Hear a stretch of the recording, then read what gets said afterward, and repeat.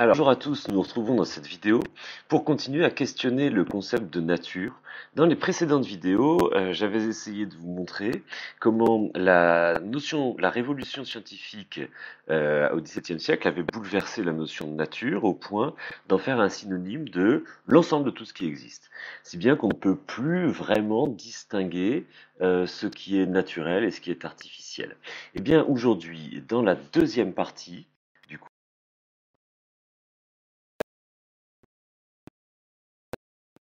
sur le problème de la vie, et plus particulièrement sur les théories de l'évolution, pour montrer comment la compréhension moderne de l'évolution avec Darwin a reconduit ce même problème de l'indistinction entre ce qui est naturel et ce qui n'est pas naturel. Hein. Et du coup, ça va être l'occasion aussi de s'interroger sur la valeur de ce qui est naturel. À partir du moment où la science moderne, la compréhension moderne de la nature a brouillé les frontières entre ce qui est naturel et ce qui n'est pas naturel, alors peut-on encore continuer à considérer que le naturel possède une forme de valeur supérieure? Voilà. Alors nous allons nous intéresser particulièrement à la question de l'évolution. Alors, reprenons le cours. Voilà. En fait, je vais partir d'une réflexion sur ce qui a déclenché la théorie moderne de l'évolution avec Darwin. Et là encore, nous allons voir que par des voies qui ne sont pas les mêmes que celles de Descartes et Galilée, Darwin remet également en question la compréhension intuitive que nous pouvons avoir de la nature, hein, et en fait, brouille la distinction entre le naturel et le non naturel. Alors, nous avons longuement vu dans l'introduction de ce cours le cas des animaux d'élevage. En fait, les animaux que nous côtoyons, les animaux qui nous sont finalement les plus utiles et les plus proches, euh, et que nous pourrions imaginer comme des représentants de la nature, ne sont pas naturels. Bon, c'est-à-dire que à peu près tous les animaux dont nous nourrissons seraient incapables de survivre abandonnés à eux-mêmes dans la nature. Et ils sont en fait le produit de multiples générations de sélection, de croisement, etc. Euh, Si bien que, en fait, les animaux dont ils sont issus, les animaux qui constituent leur souche, les animaux qui constituent leur souche, demeurent quand même assez différents d'eux. Bon, alors nous avions pris l'exemple du cheval, l'exemple du porc, l'exemple du chien, on pourrait multiplier les moutons, les poules, etc., sont en fait issus de multiples générations de croisements, de sélection, etc., etc. Alors, doit-on déclarer est un animal artificiel? C'est très étrange, c'est-à-dire que, en fait, les éleveurs n'ont pas fait autre chose que ce que la nature fait toute seule, mais à un rythme peut-être plus lent et plus aléatoire, hein. Et en fait, ici, je souhaiterais développer le parallèle entre l'élevage et la sélection naturelle. Parce que, en fait, ce parallèle ou cette analogie entre le processus naturel de sélection et le processus artificiel de sélection dans les fermes par les éleveurs, ce parallèle est précisément ce qui a conduit Darwin a formulé la théorie moderne de l'évolution, enfin la théorie de l'évolution plutôt.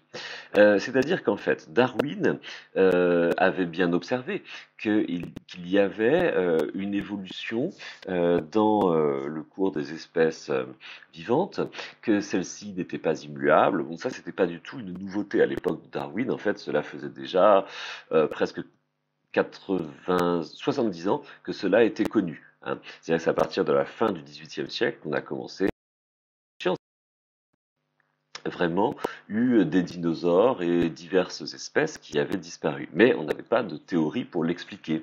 Alors les théories qui avaient été proposées, comme par exemple la théorie de Jean-Baptiste Lamarck, euh, les théories qui avaient été proposées supposaient qu'il y avait une sorte d'intelligence du vivant, c'est-à-dire que le vivant s'adaptait de lui-même, euh, qu'il y avait une sorte d'intelligence intuitive à l'œuvre, et alors on appelait ça le transformisme, c'est-à-dire que les espèces se transformaient pour s'adapter. Voilà l'exemple célèbre qu'on allègue pour illustrer cette théorie en général, c'est l'exemple des girafes. À partir du moment où en fait les troupeaux de girafes ont dévasté en fait les feuilles basses des arbres, et bien leur cou se serait mis à pousser en fait pour rejoindre, pour s'adapter, pour se transformer, pour rejoindre les étages supérieurs. Alors à première vue, ça ressemble un petit peu à la théorie de l'évolution, mais vous allez voir qu'il y a une différence fondamentale. Parce que Darwin n'est pas satisfait de cette explication, qui demeure assez mystérieuse, puisqu'elle suppose que le vivant a la force, l'intelligence de s'adapter par lui-même. Alors, cette explication ne semble pas très scientifique à Darwin. Elle semble en fait supposer une sorte de mystérieuse faculté d'adaptation, et c'est précisément cela qu'il s'agit d'expliquer, qu'il faudrait expliquer. Bon.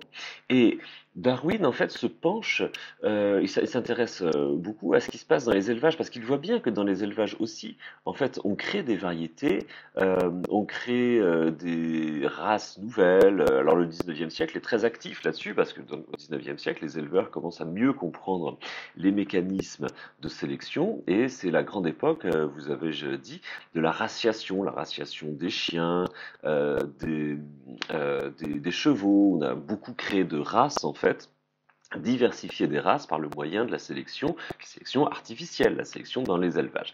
Et Darwin se dit, bon, puisque les éleveurs parviennent à créer de nouvelles races, est-ce que leur pratique n'a pas retrouvé ou n'a pas épousé en fait un mécanisme qui se passe tout seul dans la nature, c'est-à-dire que dans la ferme, c'est qui sélectionne les animaux qui lui semblent intéressants et qui mettent à l'écart ceux qui ne lui semblent pas intéressants. Donc l'éleveur conserve les animaux qui présentent un intérêt pour lui, et il met à l'écart ceux qui ne présentent pas d'intérêt pour lui. Il les empêche de se reproduire et il favorise au contraire la reproduction des sujets les plus intéressants.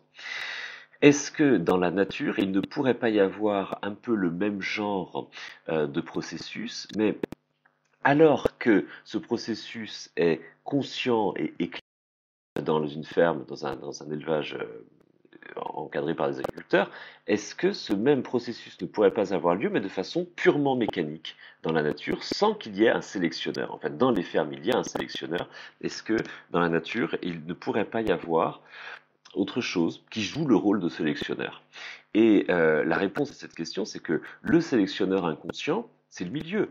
C'est-à-dire qu'en fait, le milieu opère de lui-même le tri entre les sujets qui sont porteurs d'une variation, d'une mutation avantageuse, et les sujets qui sont porteurs d'une mutation désavantageuse. C'est-à-dire que les premiers vont vivre plus longtemps, se reproduire davantage, hein, et ils vont transmettre leur mutation, tandis que les seconds seront écartés en fait par le milieu. C'est-à-dire qu'en fait, ce que Darwin a compris, c'est que ce qui se passe dans la nature, c'est la même chose. C'est la même chose, simplement dans le premier cas, dans les fermes d'élevage, il y a un tri qui est volontaire et qui est conscient, tandis que dans le deuxième cas, ce tri s'effectue de façon purement mécanique. Vous voyez, en fait, Darwin reconduit l'idée de la nature comme mécanisme, alors en un sens qui est complexe que le sens de Descartes ou le sens de Galilée, hein. Mais là encore, finalement, la nature n'est plus rien d'autre qu'un mécanisme et non pas un processus finalisé, un processus qui obéirait à une visée consciente, une fin consciente, hein. Et souvenez-vous, c'est tellement comment dire, cette rupture, si vous voulez, le mécanisme,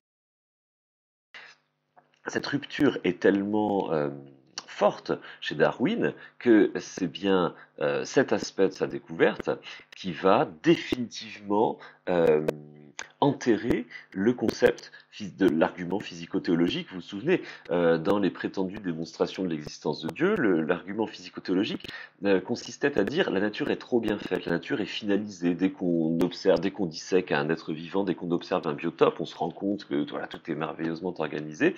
Bon, et le darwinisme a mis complètement à terre cet argument en expliquant que bah, non, en fait, il n'y a pas ici une organisation intelligente qui procéderait euh, d'une compréhension divine, d'un plan divin. Hein. Il y a simplement en fait un mécanisme, ni plus ni moins, sans aucune forme d'intelligence ou de conscience.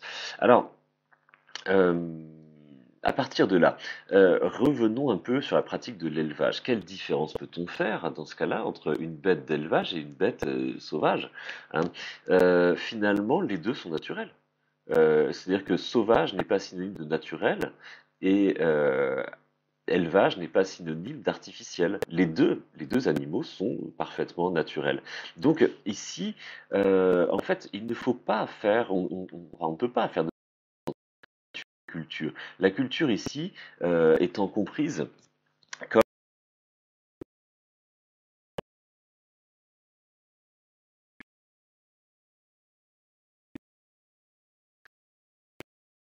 la culture n'est pas un processus qui est si différent du processus naturel. Hein. Simplement, le cultivateur ou l'éleveur va favoriser la croissance des plantes, il va favoriser un processus d'évolution qui est, somme toute, autonome dans la nature. Mais en fait, c'est le même processus qui a lieu dans les fermes d'élevage. Hein. Simplement, il est, disons, orienté, favorisé dans le sens de l'avantage humain, enfin ce qui avantage l'humain, mais en fait, le processus est le même. Hein. Le processus est tout à fait le même. C'est-à-dire que, par exemple, l'éleveur peut décider de sélectionner les brebis qui font plus de laine pour les mettre en production ou bien un cultivateur peut décider de donner une forme particulière à un poirier, vous savez, le mettre en espalier pour qu'il il produise de plus beaux fruits. Donc il va orienter, il va favoriser le cours de la nature, il peut décider aussi d'effectuer des croisements, mais en fait il ne fait que hâter ou améliorer le processus de la nature. Il n'y a pas d'opposition entre les deux, il n'y a pas ici deux mondes qui seraient comme ça complètement opposés, le naturel et l'artificiel, hein, mais il y a en fait un monde qui est le prolongement de l'autre, c'est-à-dire que l'élevage améliore, oriente, modifie des processus qui existent déjà par eux-mêmes dans la nature. Hein. Voilà, alors, se poser dans ce cas-là, c'est quelle est la frontière entre le normal et le monstrueux, hein. C'est-à-dire que, alors c'est la question du petit 2, finalement, par le moyen de l'élevage ou par le moyen de la sélection, un éleveur peut créer à terme enfin, de nouvelles variétés. Alors quand je dis créer, cela veut dire favoriser le cours de la nature afin d'aboutir à de nouvelles variétés. Bon, la question c'est dans ce cas-là, comment encore faire une différence entre le qui est issu, ce qui sort des mains de la nature un peu tout seul comme ça, et puis ce qui sort de l'élevage. Euh, D'autant plus que, à l'époque de Darwin, l'élevage ne permet pas de créer de véritables monstres. Hein. Mais aujourd'hui, nous sommes parvenus à un degré de compréhension de la nature vivante encore supérieur à celle de Darwin, et nous pouvons du coup avoir par l'accès au code génétique, en fait, nous pouvons hâter encore plus, précipiter encore plus l'apparition de races nouvelles, d'espèces nouvelles, de caractères nouveaux. Hein. C'est-à-dire qu'à partir du moment où, en fait, on a compris la loi de développement d'un être vivant, et à partir du moment où, en fait, on a isolé la séquence génique qui précède au développement précis d'un être vivant ou de ses organes, eh bien, on a les moyens d'intervenir sur ce développement et de l'orienter, mais alors de façon encore plus radicale que lorsqu'on agit sur la reproduction des espèces, hein, dans une ferme d'élevage. C'est ce qu'on appelle l'ingénierie génétique. Donc la connaissance du génome nous permet de modifier les plantes d'une façon, bon, alors comment qualifier ça, naturelle ou artificielle? C'est artificiel évidemment, puisqu'il s'agit quand même d'une manipulation sur le vivant.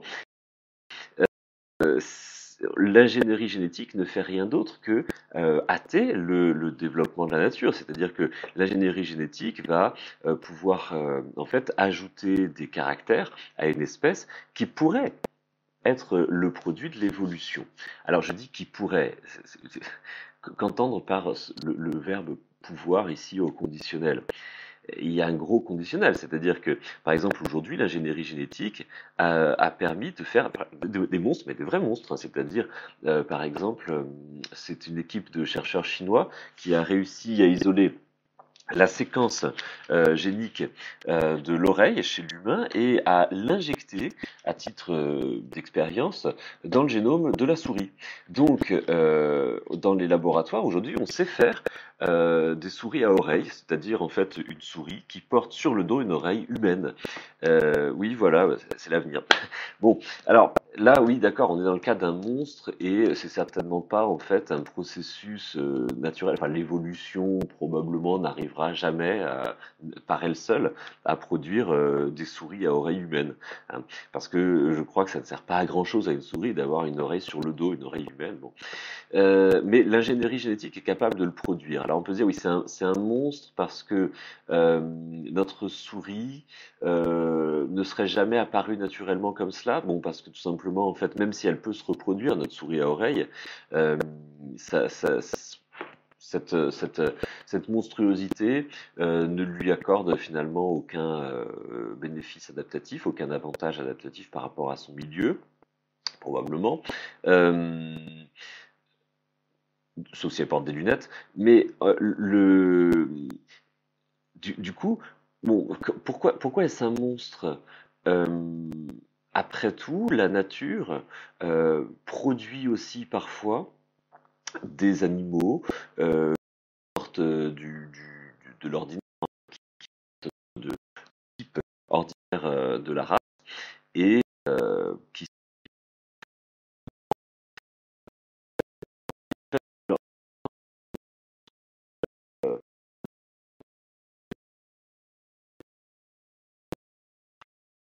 pris le processus de l'évolution de manière à l'orienter, y compris à un niveau génique, au niveau vraiment du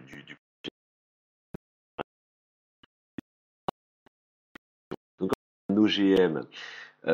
Qu'est-ce qui fait qu'un OGM peut être bénéfique et qu'est-ce qui fait qu'un OGM, au contraire, devient une sorte de monstruosité dangereuse pour l'environnement ou pour la santé humaine?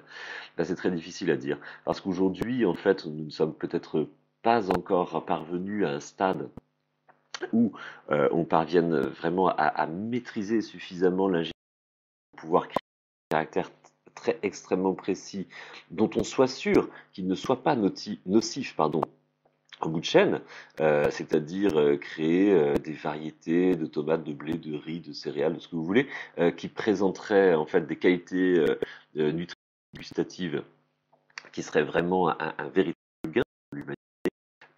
C'est jamais sûr, sûr que la même création ne présente pas aussi un danger pour l'humaine. Mais enfin, il y a un jour où en fait on parviendra à ce degré de maîtrise. Alors à ce moment-là, qu'est-ce qui permettra encore de distinguer euh,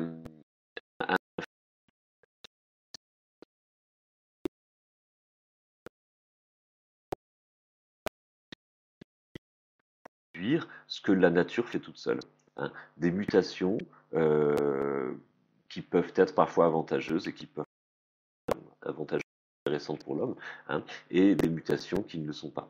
Donc voilà, finalement, nous sommes, ou nous autres modernes, une énigme, enfin un mystère devant la nature, hein, devant la compréhension de ce qui distingue le naturel et le monstrueux. Voilà, enfin le normal et le monstrueux. J'arrête ici cette vidéo. Nous nous retrouvons dans la suivante. Nous parlerons d'eugénisme et des conséquences de l'application sociale du darwinisme.